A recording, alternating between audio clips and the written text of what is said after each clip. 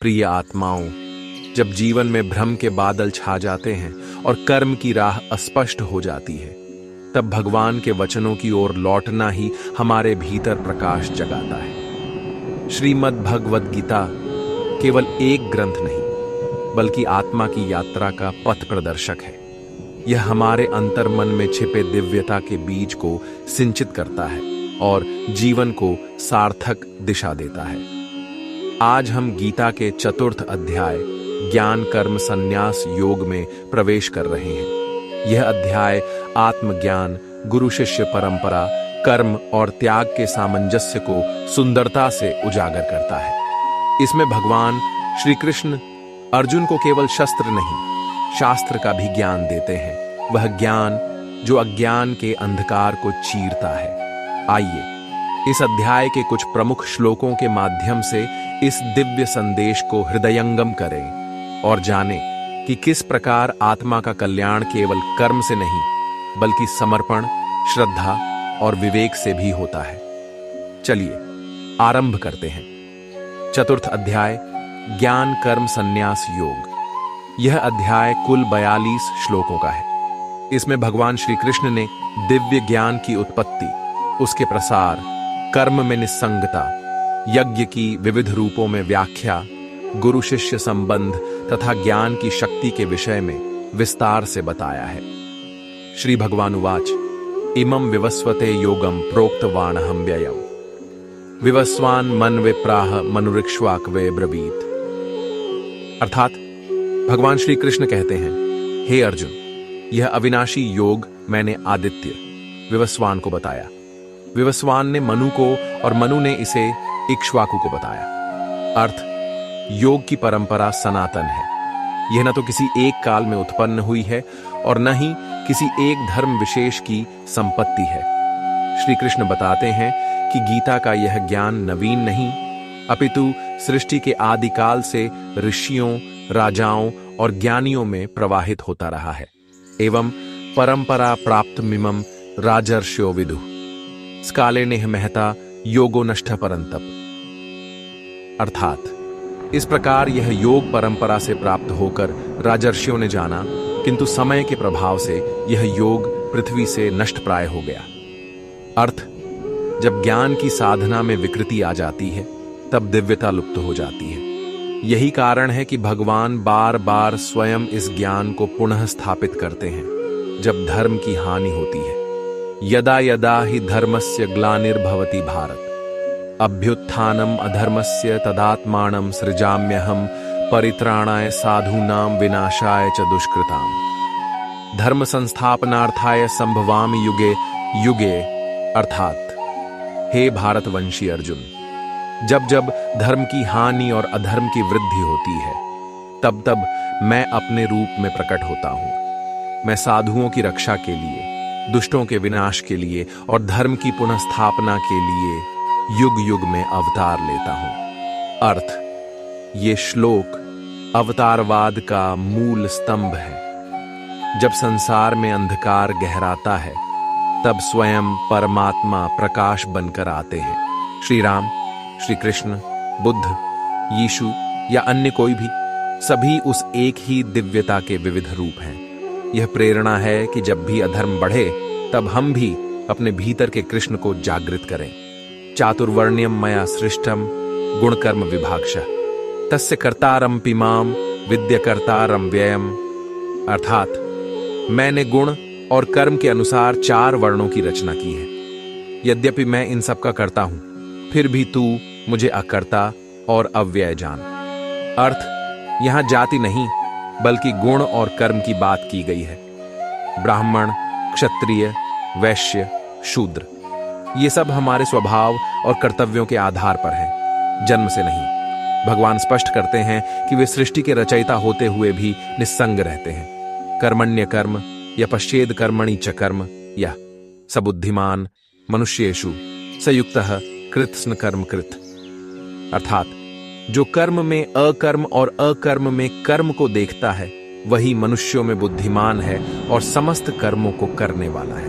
अर्थ, यह श्लोक अत्यंत गूढ़ है, इसका तात्पर्य है कि जो बाह्य रूप से कर्म करता हुआ प्रतीत हो पर भीतर से निस्वार्थ हो, वही सच्चा योगी है।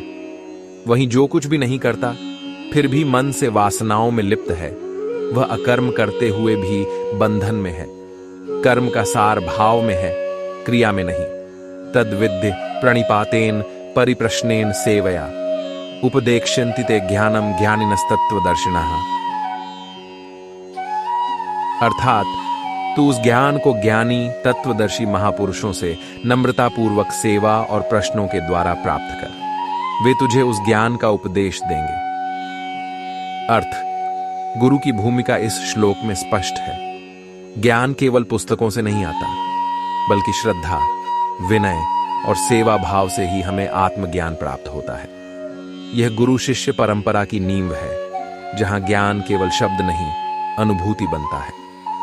न हि ज्ञानेन सदृशम पवित्रमिह विद्यते तत्स्वयं योग संसिद्धा कालेनात्मनि विन्दति। अर्थात इस संसार में ज्ञान के समान पवित्र और कुछ भी नहीं है। वह योग सिद्ध पुरुष स्वयं ही समय के साथ अपने भीतर उस ज्ञान को अनुभव करता है। अर्थ: ज्ञान ही सबसे श्रेष्ठ तप है। धन, वैभव, सुख सब क्षणिक हैं, पर जो आत्मा में स्थिर होता है, जो विवेक से युक्त होता है, वही ज्ञान रूपी अमृत का पान करता है। श्रद्धावान लभते ज्ञानम तत्पर संयतेन्द्रिय ज्ञानम लब्ध्वा पराम शांतिमचिरेणाधिगच्छति। अर्थात श्रद्धा वाला, इंद्रियों को संयमित करने वाला तथा तत्पर पुरुष ज्ञान प्राप्त करता है। ज्ञान प्राप्त करके वह शीघ्र ही परम शांति को प्राप्त होता है। अर्थ: श्रद्धा ही ज्ञान का द्वार है, केवल तर्क या बुद्धि से नहीं, बल्कि विश्वास, साधना और तप से ही आत्मज्ञान संभव है। जो संयम और श्रद्धा से युक्त होता है, वह मोक्ष रूपी परम शांति को प्राप्त करता है। इस अध्याय का निष्कर्ष चतुर्थ अध्याय यह स्पष्ट करता है कि ज्ञान और कर्म विरोधी नहीं, पूरक हैं। परमात्मा स्वयं भी कर्म करते हैं, पर निष्काम भाव से। यज्ञ के अनेक रूप हैं, धन का, तप का, ज्ञान का, इंद्रिय संयम का, पर सभी यज्ञों में ज्ञान यज्ञ सर्वोत्तम है। गुरु शिष्य परंपरा सनातन है और श्रद्धा, सेवा व प्रश्न के माध्यम से ही सच्चा ज्ञान प्राप्त होता है। धर्म की स्थापना हेतु भगवान युग युग में अवतरित होते हैं। आत्मज्ञान ही परम शांति का स्रोत है, सच्ची मुक्ति का मार्ग। हे साधक जनों, यह अध्याय हमें केवल कर्म करने की प्रेरणा नहीं देता, बल्कि कर्म में अहं का त्याग, ज्ञान की अग्नि में अज्ञान को जलाना और अपने भीतर छिपे ईश्वर तत्व को पहचानने का निमंत्रण देता है। गीता का यह अध्याय हमारी आत्मा को यह स्मरण कराता है कि जीवन केवल घटनाओं का क्रम नहीं, बल्कि परमात्मा की ओर यात्रा है। तो आइए इस ज्ञान को केवल पढ़ें नहीं, जिएं, अपने जीवन में उतारें और अंतर्मन के अर्जुन को श्री कृष्ण से जोड़ें। वहीं से आत्म विजय का मार्ग प्रारंभ होता है। प्रिय दर्शकों, यदि श्रीमद् भगवद गीता के इस चतुर्थ अध्याय का यह भावनात्मक और ज्ञानपूर्ण विवेचन आपके मन को स्पर्श कर पाया हो, तो कृपया इस वीडियो को लाइक करें, अपने परिजनों, मित्रों और जिज्ञासु साधकों के साथ शेयर करें, ताकि यह दिव्य संदेश अधिक से अधिक आत्माओं तक पहुंचे। और यदि आपने अभी तक हमारा चैनल सब्सक्राइब नहीं किया है, तो कृपया सब्सक्राइब अवश्य करें और बेल आइकॉन दबाना न भूलें, जिससे अगला अध्याय आपसे छूट न जाए। आपके एक लाइक और सब्सक्राइब से हमें यह आध्यात्मिक यात्रा आगे बढ़ाने की प्रेरणा मिलती है। आपका क्या अनुभव रहा? श्रीमद् भगवद गीता के इस चतुर्थ अध्याय ज्ञान कर्म संन्यास योग से आपको कौन सी बात सबसे अधिक प्रेरक लगी? कृपया नीचे कमेंट करें और अपने विचार साझा करें। क्या कोई श्लोक आपके जीवन से जुड़ता है?